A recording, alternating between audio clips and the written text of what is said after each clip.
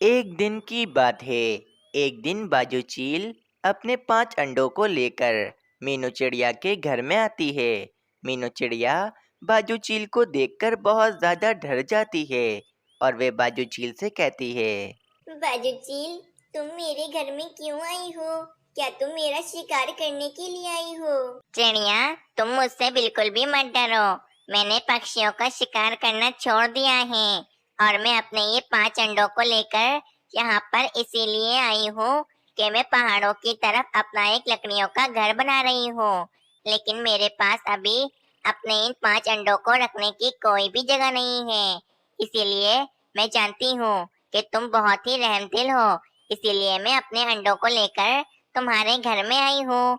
मीनू चिड़िया, क्या तुम कुछ दिनों के लिए मेरे इन 5 अंडों को अपने घर में रख सकती हो? चील बहन, आप बिल्कुल भी चिंता ना करें। आपको मेरे घर में जितने दिन भी अपने अंडों को रखना है, मैं रख लूंगी। और आप बिल्कुल भी चिंता मत करिएगा, मैं आपके अंडों का अच्छे से ध्यान रखूंगी। मेरा जैसे ही लकड़ियों का घर तैयार हो जाएगा, मैं फौरन वापस आकर अपने अंडों को ले जाऊंगी। इतना कहकर वे बाजू चील वहां से चली जाती है। ये सारे अंडे चील बहन के हैं। मुझे इन अंडों का बहुत अच्छे से ध्यान रखना होगा। अगर इसमें से एक भी अंडे को कुछ भी हो गया, तो चील बहन तो मुझे नहीं छोड़ेंगी। बहुत प्यास लग रही है। चलो मैं जल्दी से जाती हूँ और नदी से पानी पीकर आ जाती हूँ। फिर यह कहकर वे मीनू चिड़िया नदी की तरफ पानी पीने के लिए चली जाती है। कालू जी, ये मीनू चिड़िया तो कहीं चली गई है। चलो हम घर की खिड़की से झांककर देखते हैं कि मीनू चिड़िया के घर में भोजन पड़ा है। हाँ रानी, मीनू चिड़िया के घर में थोड़ा बहुत तो भोजन पड़ा ही होता है। चलो हम जल्दी से खिड़की से देखते हैं। फिर कालू कौवा और रानी कौवी घर की खिड़की से मीनू चिड़िया के घर के अंदर झांकने लगते हैं।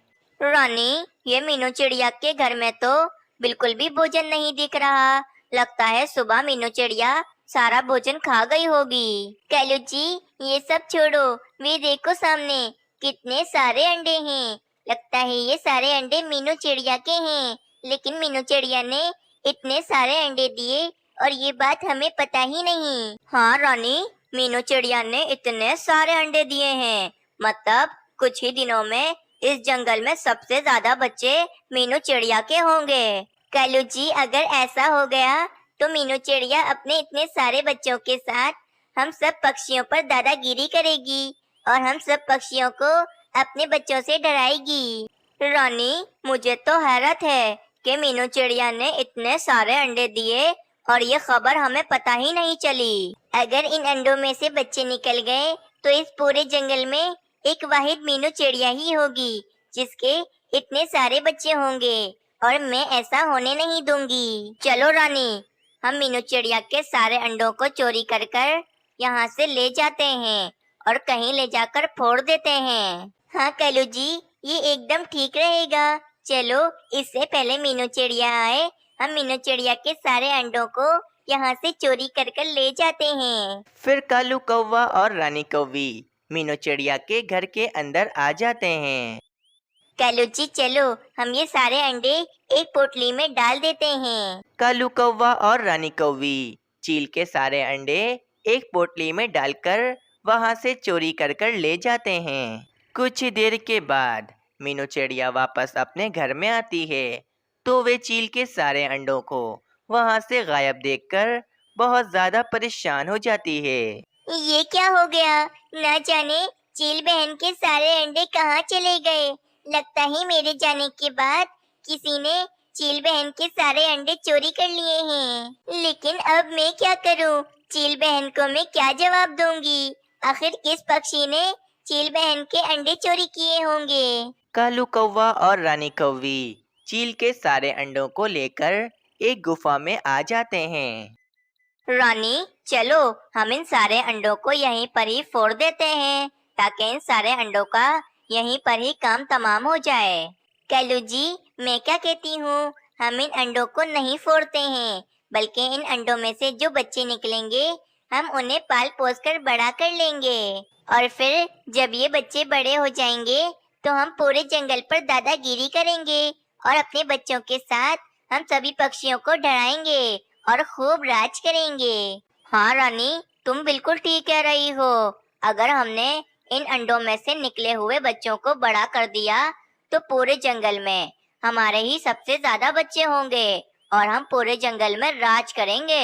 कालू कौवा और रानी कौवी ये समझ रहे थे कि ये अंडे मीनू चिड़िया के हैं, लेकिन उनको तो ये पता ही नहीं था कि ये अंडे मीनू चिड़िया के नहीं बल्कि बाजू चील के हैं। दूसरी तरफ मीनू चिड़िया तो बहुत ज़्यादा परेशान होती है। वे मीनू चिड़िया कालू कौवे और रानी कौवी के घोंसले में भी आती है, लेकिन वे देखती है कि कालू कौवा और रानी कौवी तो वहाँ होते ही नहीं हैं। ये कालू कौवा और रानी कौवी कहाँ चले गए? कल तक तो ये अपने घोंसले में ही थे। लगता है चील बहन के सारे अंडे ये कालू कौवे और रानी कौवी ने ही चोरी किए हैं। लेकिन अब मैं कालू कौवे और रानी कौवी को कहाँ से ढूंढूंगी? मीनू चिड़िया बहुत ज्यादा परेशान होती है और वे सारी रात चील के अंडों को ही इधर से उधर ढूंढ रही होती है। जंगल में सुबह हो जाती है।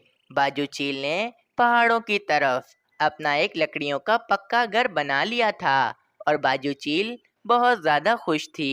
मैंने अपना लकड़ियों का पक्का घर बना लिया है। चलो अब मैं मीनू चिड़िया के पास जाती हूँ और अपने सारे अंडों को वापस अपने घर में ले आती हूँ। बाजू चील अपने अंडों को लेने के लिए मीनू चिड़िया के पास चली जाती है। जिस गुफा में कालू कौवा और रानी कौवी रह रहे थे, बाजू चील उस गुफा के पास से ही गुजर रही थी, तो बाजू चील को कालू कौवे और रानी कौवी की बातें करने की आवाज सुनाई देती है। बाजू चील कहती है, ये आवाज तो कौवा और कौवी की लगती है। लगता है जंगल के पक्षियों ने कौवा और कौवी को जंगल से निकाल दिया होगा, तभी तो कौवा और कौवी इस गुफा में रह रहे हैं। चलो मुझे क्या करना है, मैं तो मीनू चिड़िया के घर जाती हूँ। फिर यह कहकर वे बाजू चील मीनू चिड़िया के घर की तरफ चली जाती है। मैं क्या करूं? कल सारी रात मैं सोई भी नहीं हूँ। पूरी रात बस मैं बाजू चील के अंडों को ही इधर से उधर ढूंढ रही थी, लेकिन मुझे कहीं पर भी बाजू चील के अंडे नहीं मिले। अब ना जाने बाजू चील मेरे साथ क्या करेगी। मीनू चिड़िया इतना कहती ही है कि बाजू चील मीनू चिड़िया के घर में आ जाती है। कैसी हो मीनू चिड़िया? और ये बताओ मेरे अंडे कैसे हैं? फिर मीनू चिड़िया बाजू चील को सारी बात बताती है कि बाजू चील के अंडे किसी पक्षी ने चोरी कर लिए हैं। क्या मेरे अंडे किसी ने चोरी कर लिए हैं? मीनू चिड़िया, मैंने तुम पर विश्वास कर कर अपने अंडे तुम्हें सौंपे थे और तुमने मेरे अंडों का ध्यान नहीं रखा। बाजू चील, मेरी इसमें कोई भी गलती नहीं है। मुझे बहुत जोर से प्यास लग रही थी और मैं नदी से पानी पीने के लिए गई। बस उतनी ही देर में कोई पक्षी आपके सारे अंडों को चोरी कर कर ले गया। चिड़िया, अगर मुझे मेरे अंडे वापस ना मिले तो जो मैंने लकड़ियों का घर बनाया है वे मेरे किस काम का, और मेरी ये जिंदगी भी किस काम की। चील बहन, आप बिल्कुल भी परेशान मत हो, मैं आपके अंडों को जल्द ही ढूंढ लूंगी। मुझे तो शक है कि कौवा और कौवी ने ही आपके अंडे चोरी किए हैं, क्योंकि वे कल से अपने घोंसले से गायब हैं। न जाने वे कहाँ गए हुए हैं। चिड़िया, मुझे पता है कि वे कौवा और कौवी कहाँ हैं। जब मैं तुम्हारे घर पर आ रही थी तो रास्ते में मुझे एक गुफा दिखी थी। उस गुफा में से उस कौवा और कौवी की आवाज आ रही थी। मुझे यकीन है कि उस गुफा में वे कौवा और कौवी हैं। चील बहन, चले, आप मुझे उस गुफा में ले चले। मुझे यकीन है कि कालू कौवे और रानी कौवी ने ही आपके अंडे चोरी किए हुए हैं, जभी तो वे उस गुफा में रह रहे हैं। बाजू चील और मीनू चिड़िया उस गुफा की तरफ चले जाते हैं जिसमें कालू कौवा और रानी कौवी रह रहे होते हैं। मीनू चिड़िया और बाजू चील जैसे ही उस गुफा के अंदर आते हैं तो वे कालू कौवे और रानी कौवी को उस गुफा में देखते हैं और बाजू चील अपने अंडों को भी देख लेती है। चील बहन, मैंने आपसे नहीं कहा था कि कालू कौवे और रानी कौवी ने ही आपके अंडे चोरी किए होंगे। क्या ये सारे अंडे चील दीदी के हैं? पर हमें तो लग रहा था कि ये सारे अंडे मीनू चिड़िया तुम्हारे हैं। हाँ मीनू चिड़िया, जभी तो हमने ये सारे अंडे चोरी किए। हम नहीं चाहते थे कि पूरे जंगल में सबसे ज्यादा बच्चे तुम्हारे हों। बाजू चील को कालू कौवे और रानी कौवी पर बहुत ज्यादा गुस्सा आता है और बाजू चील कालू कौवे और रानी कौवी को बहुत ज्यादा पीटने लगती है। प्यारे दोस्तों, आप सबको ये कहानी कैसी लगी हमें कमेंट में ज़रूर बताएं और हमारे चैनल को ज़रूर सब्सक्राइब कर लें। दूर किसी जंगल में अनेक प्रकार के पक्षी रहते थे। उस जंगल के सभी पक्षी एक दूसरे के साथ बहुत ही मिलजुल कर रहते थे। उस जंगल में किसी भी पक्षी की तबीयत खराब होती तो जंगल के सभी पक्षी उस बीमार पक्षी का बहुत ख्याल रखते और उसका भोजन भी ला कर देते। बस इसी तरह उस जंगल में सभी पक्षी एक दूसरे के साथ बहुत ही प्यार से रहते थे। लेकिन उस जंगल में एक घमंडी उल्लू भी रहता था। वे उल्लू यही समझता था कि पूरे जंगल में वे उल्लू सबसे महान पक्षी है। बस वे उल्लू अपने घमंड के कारण ही उस जंगल के किसी भी पक्षी से अच्छे से बात नहीं करता था। इस जंगल में मैं बहुत ही महान पक्षी हूँ। इन छोटे मोटे पक्षियों की मेरे सामने क्या औकात है? इनकी तो कोई भी औकात नहीं है। मैं तो उल्लू हूँ, उल्लू। और उल्लू तो इन सभी पक्षियों में सबसे ज्यादा बड़े होते हैं। इन पक्षियों को तो मेरा उपकार मानना चाहिए कि मैं इन पक्षियों के बीच रह रहा हूँ, वरना मुझ जैसे उल्लू तो कितनी अच्छी अच्छी जगहों पर रहते हैं। मीनू चिड़िया, सुबह हो गई है। चलो हम दोनों आज भी साथ भोजन ढूंढने चलते हैं। कौवे भैया, हम दोनों आज पहाड़ों की तरफ चलेंगे। मैंने सुना है पहाड़ों की तरफ काफी सारे सरसों के बीज लगे हैं। ठीक है मीनू चिड़िया, अगर तुम आज पहाड़ों की तरफ जाने का बोलती हो तो चलो आज हम दोनों पहाड़ों की तरफ ही अपना भोजन ढूंढने चलते हैं। उस जंगल में कालू कौवे और मीनू चिड़िया की बहुत ही ज्यादा अच्छी दोस्ती होती है।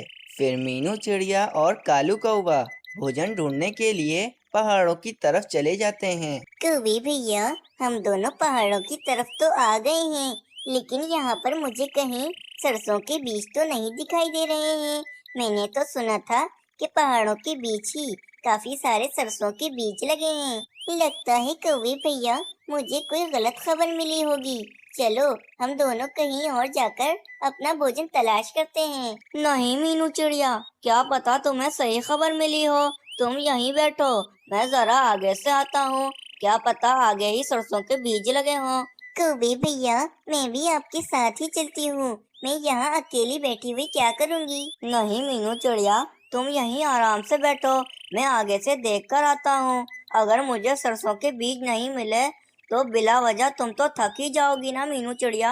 अगर मुझे सरसों के बीज मिल गए तो मैं तुम्हें बुलाने के लिए आ जाऊंगा। इतना कहकर वे कालू कौवा वहां से चला जाता है।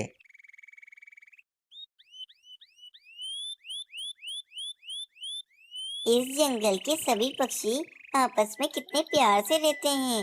देखो ना कौवे भैया को, कौवे भैया भी कितने अच्छे हैं। मीनू चिड़िया इतना कहती ही है कि सामने पहाड़ की चोटी से एक बड़ा सा पत्थर आकर मीनू चिड़िया से टकरा जाता है, जिसकी वजह से मीनू चिड़िया बहुत ही ज्यादा घायल हो जाती है और मीनू चिड़िया का एक पर भी टूट जाता है। ये क्या हो गया मेरे साथ? मेरा तो एक पर भी टूट गया है। कितना दर्द हो रहा है। कौवे भैया, कौवे भैया, मेरी मदद करो, जल्दी आओ यहाँ पर। मीनू चिड़िया की आवाज सुनकर कालू कौवा फौरन मीनू चिड़िया के पास आ जाता है। हाँ रे मीनू चिड़िया, ये क्या हो गया तुम्हारे साथ? ये तुम्हारा पर कैसे टूट गया? और तुम्हारा तो कितना खून भी निकल रहा है। कौवे भैया, पहाड़ की चोटी से एक बड़ा सा पत्थर मुझसे टकराता हुआ गया, जिसके कारण मेरा एक पर भी टूट गया है। कौवे भैया, जल्दी से मुझे वैद्य जी के पास ले चलो, मुझे बहुत दर्द हो रहा है। मीनू चिड़िया, तुम बिल्कुल भी चिंता मत करो, मैं तुम्हारे साथ हूँ। चलो जल्दी से मेरी पीठ पर बैठ जाओ, मैं तुम्हें तुम्हारे घोंसले ले जाता हूँ और फिर मैं वहाँ पर वैद्य जी को भी बुला लूंगा और वैद्य जी तुम्हारा अच्छे से इलाज भी कर लेंगे। फिर कालू कौवा मीनू चिड़िया को अपनी पीठ पर बिठाकर मीनू चिड़िया के घोंसले की तरफ चला जाता है। मीनू चिड़िया की खबर सुनकर तो जंगल के सभी पक्षी मीनू चिड़िया के घोंसले में जमा हो जाते हैं और सारे पक्षी बहुत ही ज्यादा चिंतित होते हैं। मीनू चिड़िया, ये तुम्हारे साथ क्या हो गया है?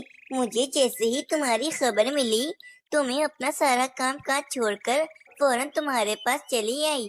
मीनू चिड़िया बताओ ना, ये सब तुम्हारे साथ कैसे हुआ? हाँ मीनू चिड़िया, ये सब तुम्हारे साथ क्या हो गया है? मुझे तो बहुत चिंता होने लगी है तुम्हारी। फिर मीनू चिड़िया सारी बातें उन पक्षियों को बताने लगती है। पक्षियों, तुम लोग मीनू चिड़िया की बिल्कुल भी चिंता मत करो। वैद्य जी ने मीनू चिड़िया की पट्टी कर दी है। अब मीनू चिड़िया का जल्दी जख्म भर जाएगा और मीनू चिड़िया जल्दी ठीक हो जाएगी। मीनू चिड़िया, तुम बिल्कुल भी चिंता मत करना, तुम अकेली नहीं हो। हम सब पक्षी तुम्हारे साथ हैं। हम तुम्हें भोजन भी लाकर देंगे और तुम्हारी बहुत मदद करेंगे। पक्षियों, तुम सब बहुत अच्छे हो और मैं तो बहुत ही भाग्यशाली हूँ कि मुझे तुम जैसे पक्षी मिले। तुम सबका बहुत बहुत शुक्रिया पक्षियों कि तुम सब इतने मुश्किल समय में मेरा साथ दे रहे हो। मीनू चिड़िया, तुमने हम पक्षियों की इतनी मदद की है, उसके सामने तो ये कुछ भी नहीं है।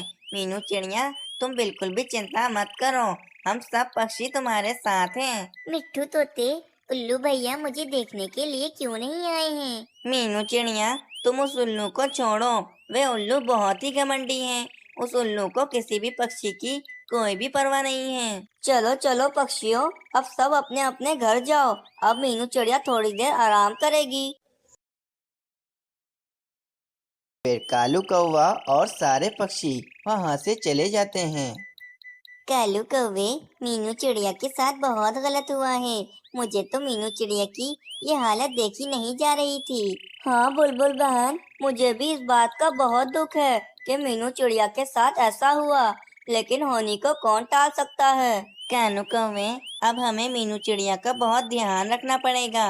मीनू चिड़िया को रोजाना भोजन भी देना पड़ेगा, क्योंकि मीनू चिड़िया अब उड़ नहीं सकती हैं। मिट्टू तोते, तुम बिल्कुल ठीक कह रहे हो। सभी पक्षियों, तुम सब रोजाना मीनू चिड़िया को थोड़ा थोड़ा भोजन देते रहना। हाँ कालू कौवे, ये भी कोई कहने की बात है। अब से हम रोजाना मीनू चिड़िया के लिए भी भोजन ढूंढा करेंगे। फिर अगली सुबह हो जाती है।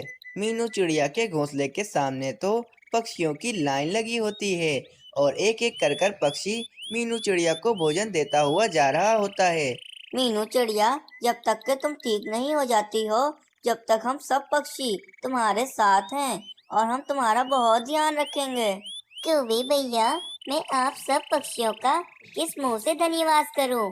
आप सब पक्षियों ने मेरी कितनी मदद की है, मैं बहुत खुश हूँ। उल्लू भाई, क्या तुम हर वक्त अकेले बैठे रहते हो? कभी हम पक्षियों से भी बातें कर लिया करो। तुम्हें पता है, मीनू चिड़िया का एक हादसे में पैर टूट गया है और अब वे बहुत बीमार हैं।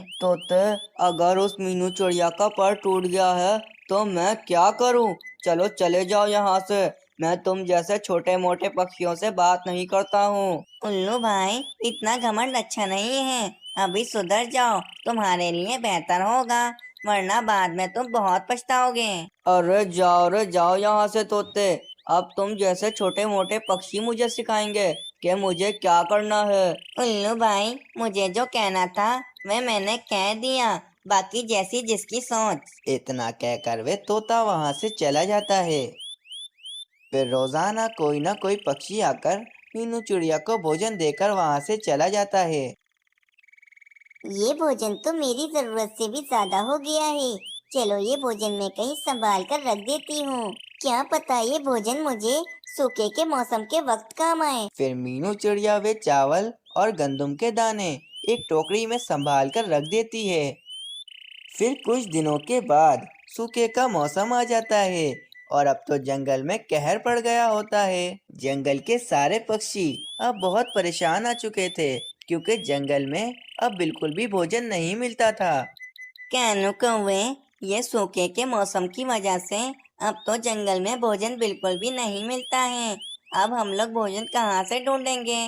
हाँ कालू कौवे, हमें मीनू चिड़िया के लिए भी भोजन ढूंढना पड़ता है, लेकिन इस सूखे के मौसम की वजह से भोजन मिलना अब बिल्कुल बंद हो गया है। हाँ कालू कौवे, अब इस जंगल में बारिशें होंगी, उसके बाद ही इस जंगल में फसलें लगेंगी। पक्षियों, तुम सब बिल्कुल भी चिंता मत करो, हम सब पक्षी कुछ दिनों के लिए ये जंगल छोड़कर चले जाते हैं। हम सब पक्षी कुछ दिनों तक दूसरे जंगल में ही रहेंगे।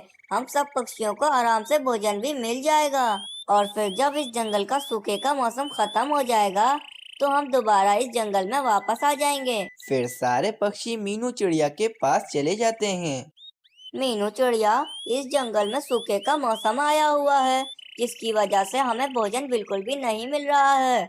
इसके कारण हम सब पक्षियों ने एक निर्णय लिया है। मीनू चिड़िया, हम सब पक्षी इस जंगल को छोड़कर दूसरे जंगल जा रहे हैं। हाँ मीनू चिड़िया, जब इस जंगल का सूखे का मौसम खत्म हो जाएगा तो हम वापस दोबारा इस जंगल में आ जाएंगे। कौवे भैया, हम सब पक्षियों को ये जंगल छोड़ के जाने की बिल्कुल भी जरूरत नहीं है। पर मीनू चिड़िया, अगर हम ये जंगल छोड़कर नहीं जाएंगे तो हमें इस जंगल में भोजन कैसे मिलेगा? पक्षियों, तुम सब जो मुझे भोजन दिया करते थे वे मेरी जरूरत से बहुत ज्यादा था, और वे भोजन मैंने संभाल कर रखा हुआ है। अब वे भोजन हमारे बहुत काम आएगा। अब सूखे के मौसम में हम सब पक्षी मिलकर आराम से वे भोजन खा सकते हैं। फिर मीनू चिड़िया वे भोजन की टोकरी उस कालू कौवे को दे देती है। कौवे भैया, अब इस टोकरी में से आप थोड़ा थोड़ा भोजन इन सब पक्षियों को बांट दीजिए। कौवे भैया, आप ये भोजन उस उल्लू को भी दे देना, कहीं वे उल्लू अपने घमंड के कारण मर ही न जाए। फिर वे कालू कौवा थोड़ा थोड़ा भोजन उन सब पक्षियों को बांट देता है और थोड़ा बहुत भोजन बचाकर उस उल्लू के पास ले जाता है। उल्लू भाई, ये लो, ये भोजन तुम्हें मीनू चिड़िया ने दिया है। हमें पता है कि तुम बहुत भूखे हो, ये लो, ये भोजन रख लो। कालू कौवे की ये बात सुनकर उल्लू का घमंड टूट जाता है और उल्लू को बहुत शर्मिंदगी महसूस होती है। कालू कौवे, मुझे माफ कर दो, मैंने तो बहुत घमंड किया था और मैं तुम सब पक्षियों को बहुत खराब समझता था, लेकिन तुम सब पक्षी तो बहुत अच्छे निकले। कालू कौवे, मुझे माफ कर दो, मैं बहुत ही घमंडी हूँ। उस मीनू चिड़िया का एक पर टूट गया और मैं उस मीनू चिड़िया को देखने भी नहीं गया। मुझे माफ कर दो कालू कौवे। इस तरह उस उल्लू का घमंड टूटकर चूरा चूरा हो जाता है। इस कहानी से हमें ये प्रेरणा मिलती है कि हमें अपनी जिंदगी में कभी भी घमंड नहीं करना चाहिए, क्योंकि घमंड करने वालों का तो ऊपर वाला भी साथ नहीं देता है।